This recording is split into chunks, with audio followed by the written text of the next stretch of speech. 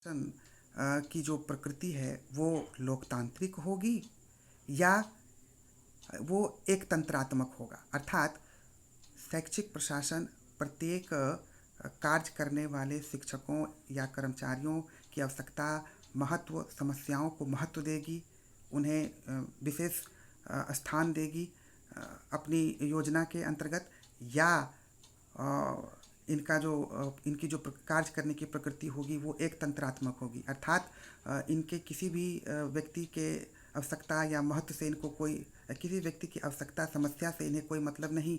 जो इन्होंने लक्ष्य निर्धारित किया है हर हाल में वो उसे प्राप्त करने की इच्छा रखते हैं। तो ये एक तंत्रात्मक शासन व्यवस्था होगी या लोकतंत्रात्मक होगी, किस तरह की शासन व्यवस्था होगी, इसका निर्धारण कैसे होगा। या तो यह भी कहीं ना कहीं व्यक्ति की सोच पर निर्भर करता है कि यदि व्यक्ति की सोच लोकतांत्रिक है तो निश्चित रूप से वो जो शैक्षिक प्रशासन के नियम होंगे उसमें लोकतांत्रिक नियमों की झलक दिखाई पड़ेगी, लोकतांत्रिक सिद्धांतों का महत्व दिखाई पड़ेगा। और यदि उनका जो दृष्टिकोण है वो अलोकतांत्रिक होगा, एक तंत्रात्मक होगा, तो निश्चित रूप से उसका भी प्रभाव शैक्षिक प्रशासन पर दिखेगा। तो इस प्रकार हम ये कह सकते हैं कि पुनः यहाँ भी जो अलग अलग दृष्टिकोण है, अलग अलग विचारधाराएं हैं, सोच है, जिसे कि हम दर्शन कहते हैं, वो भी शैक्षिक प्रशासन को प्रभावित करती है। तो educational administration, educational administration is very important to conduct school. Actually, this educational administration is responsible to conduct the school ideally. It decides very well that in how many that what will be the number of working days in a year, and when the leaves may be granted to the students or the teachers, what kind of responsibilities teachers will carry or the employees will carry. All kinds of strategies will be made by the educational administration. But what will be the ultimate nature, whether it will be democratic or non-democratic, what will be its nature? Actually, this will be decided by the philosophy. If the person who are monitoring or who are taking care of administration, if they have the opinion related to democratic approaches, then definitely it will affect the administration in the similar fashion. And if not, then again the opposite impacts will be visualized. So we can say that these two are definitely related with each other. तो इस प्रकार से हम लोगों ने यहाँ पर discuss किया। अब अगला पॉइंट को भी आप डिस्कस कर लें, जैसे कि जो अगला पॉइंट होगा, विद्यालय निरीक्षण एवं दर्शन के बीच संबंध, relationship found between school inspection and philosophy. तो विद्यालय निरीक्षण, देखिए अब इसको डिस्क्राइब कैसे करेंगे समझ लीजिए। विद्यालय का निरीक्षण करना विद्यालय संचालन के लिए आवश्यक है, क्योंकि निरीक्षण के जरिए यह सुनिश्चित किया जाता है कि लक्ष्य को प्राप्त करने के लिए जो योजनाएं तैयार की गई हैं वो अच्छे ढंग से संचालित हो रही हैं या नहीं। तो विद्यालय निरीक्षण बेहद आवश्यक है, इससे कमियों का पता चलता है। किंतु इसकी प्रकृति कैसी होनी चाहिए? क्या कठोर नियम अपनाए जाने चाहिए, कठोर सिद्धांतों का पालन किया जाना चाहिए, कर्मचारियों की कमियां बाहर की जानी चाहिए और गलती होने पर उनके साथ दुर्व्यवहार किया जाना चाहिए? क्या किया जाना चाहिए? कुछ लोगों का यह मानना होता है कि विद्यालय निरीक्षण का कार्य बेहद कठोरता के साथ की जानी चाहिए। वहीं कुछ लोग इस प्रक्रिया को नहीं अपनाते। उनका मानना होता है कि विद्यालय निरीक्षण अवश्य किया जाना चाहिए, लेकिन अगर कर्मचारी कहीं गलती कर रहा है तो उन्हें सुझाव भी साथ साथ में दिया जाना चाहिए, ताकि व्यापक ढंग से सुधार की प्रक्रिया प्रारंभ हो सके। ऐसा करने से जो कर्मचारी हैं उनको प्रोत्साहन मिलेगा और वे अपनी जिम्मेदारियों को अच्छे ढंग से कर पाएंगे। तो मूलतः किस पद्धति को अपनाया जाए, इसके लिए भी जो है दिशा निर्देश दर्शन ही प्रदान करता है। जो कुछ निरीक्षणकर्ता जो जिस विचारधारा के होते हैं, यदि वो जिस विचारधारा के होते हैं उसका निश्चित रूप से प्रभाव उनके कार्यशैली पर पड़ता है। इसीलिए जैसी उनकी विचारधारा होगी, जैसा उनका परसेप्शन होगा, उनकी सोच होगी, जैसा उनका दृष्टिकोण होगा, वैसा ही निरीक्षण की पद्धति भी सुनिश्चित की जाएगी। इस प्रकार से हम कह सकते हैं कि ये दोनों भी एक दूसरे के साथ संबंधित हैं। अंग्रेजी में भी आप सुन लीजिए, school inspection. School inspection is very important because with the help of this specific activity we can identify whether the objectives are being achieved or are being achieved successfully or not, and where all the teachers or the employees are working properly or not. All such things are actually investigated, but different people may have different strategy. Some people may believe in this policy that a very rigid or a very hard inspection strategy should be adopted, and if it is being observed that teachers or any employee is not working properly, punishment should be given. Some may have different opinion. Some may have of this policy that no hard punishment should be given, rather they should be given proper suggestion so that they can implement such suggestions to obtain the objectives. So we see that different opinions are there, and we can realize how philosophy is helping here again. So we can understand that here also these two are highly related with each other. तो इस प्रकार से हम लोगों ने इस point को भी एक्सप्लेन किया है। अब आइए हम लोग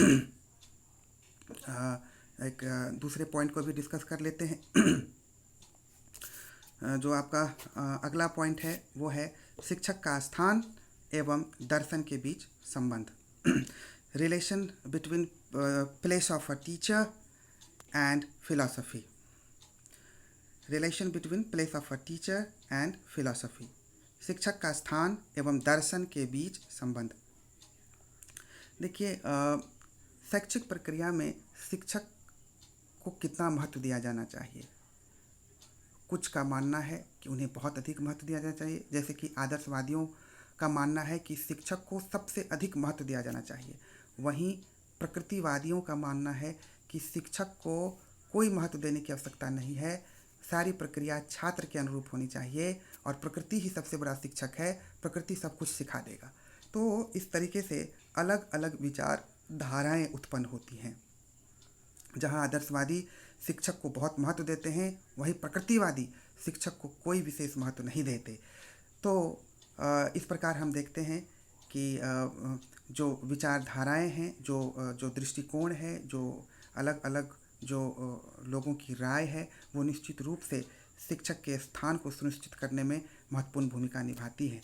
यदि हम वर्तमान समय की बात करें तो वर्तमान समय में भी इस तरह की विचारधाराएं विकसित हुई हैं कि शिक्षक को व्यापक महत्व दिया जाना चाहिए और शिक्षक भी अपने कर्तव्य के प्रति काफ़ी जागरूक उनको रहना चाहिए, अपने उत्तरदायित्व के प्रति जागरूक रहना चाहिए। उनका आचरण आदर्शवादी आचरण होना चाहिए। छात्रों के लिए वो एक रोल मॉडल के जैसे होने चाहिए ताकि छात्र उनका अनुकरण कर सके।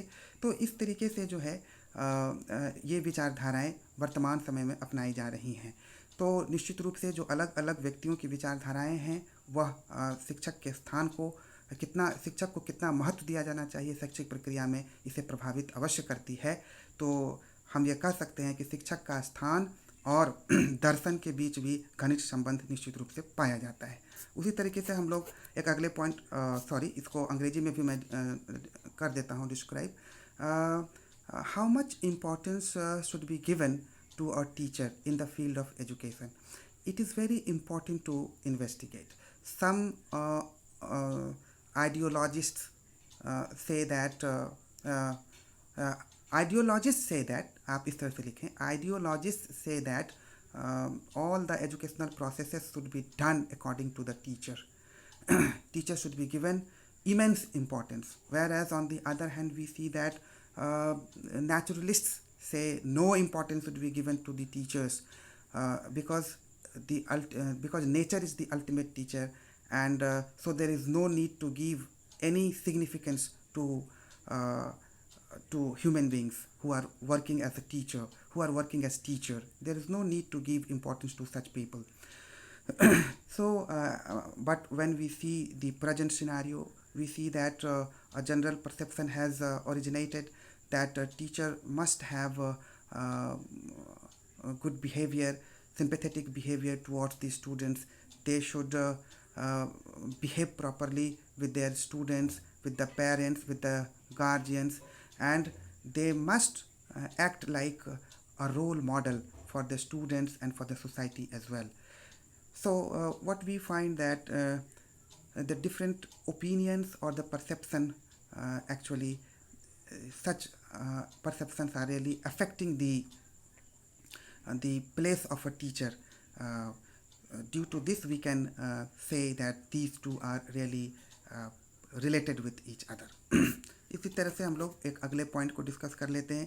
जो हमारा अगला पॉइंट होगा वो होगा कि छात्र का स्थान एवं दर्शन के बीच संबंध, relationship found between place of the student and philosophy. देखिए यह जो पॉइंट है इसको कैसे डिस्क्राइब कीजिएगा, इसको भी समझिए कि जैसे प्रकृतिवादियों का मानना है कि पूरी शैक्षिक प्रक्रिया छात्र के अनुरूप होनी चाहिए, छात्र को ही केंद्र में रखी जानी चाहिए और छात्र की आवश्यकता, छात्र की रुचि इस और छात्र की समस्या को ध्यान में रखकर ही शैक्षिक प्रक्रिया निर्धारित की जानी चाहिए, सुनिश्चित की जानी चाहिए, और किसी भी चीज़ को महत्व देने की आवश्यकता नहीं है. छात्र को ही सबसे अधिक महत्व देने की आवश्यकता है, जबकि आदर्शवादी ऐसा नहीं कहते. वो कहते हैं कि शिक्षक को महत्व दीजिए. हाँ ठीक है, छात्र भी महत्वपूर्ण है, लेकिन शिक्षक को विशेष महत्व देने की आवश्यकता है. और इस प्रकार हम पाते हैं कि अलग अलग विचारधाराएं आ रही हैं. वर्तमान समय में भी हम देखते हैं कि जो संपूर्ण जो शैक्षिक प्रक्रिया है वो छात्र के अनुरूप तैयार की जा रही हैं. तो इस तरह से जो विचारधाराएं हैं वो बदल रही हैं. जो लोगों की जो सोच है, उनका जो दृष्टिकोण है, उसके कारण जो है किस तरह का कितना स्थान, कितना महत्व छात्र को देना है, यह निश्चित रूप से प्रभावित होता है. और छात्र के लिए भी यह दिशा निर्देश दिए जाते हैं कि छात्र का व्यवहार कैसा होना चाहिए, उनका आचरण कैसा होना चाहिए, और किस तरीके से उन्हें जो है आज्ञाकारी छात्र की भूमिका निभानी चाहिए. तो एक अनुशासित छात्र की भूमिका निभानी चाहिए, इसको लेकर के भी दिशा निर्देश प्रदान किए जाते हैं. इस प्रकार निश्चित रूप से जो दर्शन है वो छात्र का स्थान और दर्शन, ये दोनों एक दूसरे से प्रभावित अवश्य होते हैं. मैं इसको अंग्रेजी में भी आपके लिए कर देता हूँ. It is also very important to investigate that how much importance should be given to a student in the field of education. If we study the thoughts given by naturalists, we find that they suggest that all the arrangements should be done according to the students only. The need of students, problems of students, aptitude of students should be monitored well, and arrangements should be done according to all such things. But presently we find that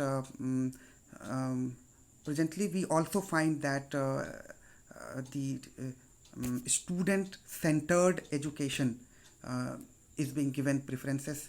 Student-centered curriculum is being given importance. So, but along with this, several guidelines are also for the students. They are also being given a suggestion that they should behave properly, they should have the character of discipline, etc.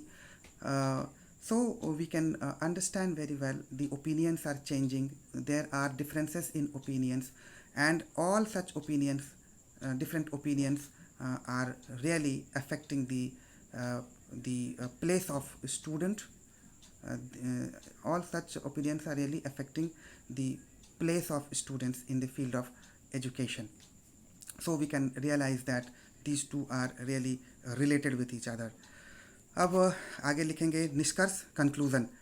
निष्कर्ष में सीधे डालेंगे आप कि ऊपर किए गए वर्णन के आधार पर यह स्पष्ट हो जाता है कि शिक्षा और दर्शन ये दोनों एक दूसरे से संबंधित हैं।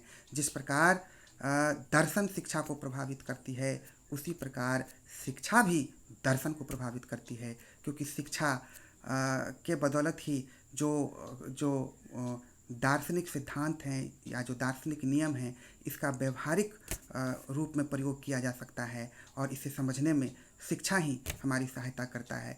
बिना शिक्षा के इन सिद्धांतों का व्यवहारिक रूप में पालन करना संभव नहीं हो पाएगा। इसीलिए हम यह कह सकते हैं कि शिक्षा और दर्शन ये दोनों एक ही सिक्के के दो पहलू हैं। इस तरह से इसको समाप्त करेंगे।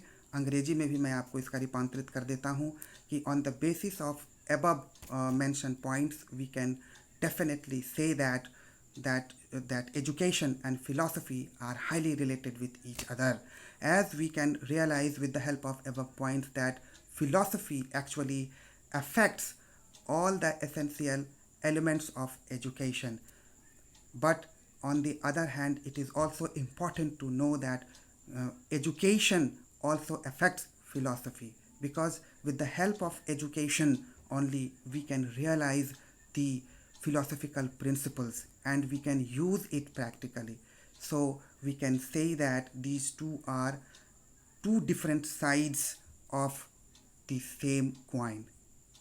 We can say that these two are two different sides of the same coin. ऐसा करके हम लोग इसको समाप्त करेंगे। तो आपका यह प्रश्न जो है ये समाप्त होता है। उम्मीद है कि आपने नोट डाउन किया है, आप समझे हैं। आपका बहुत बहुत धन्यवाद। Thank you.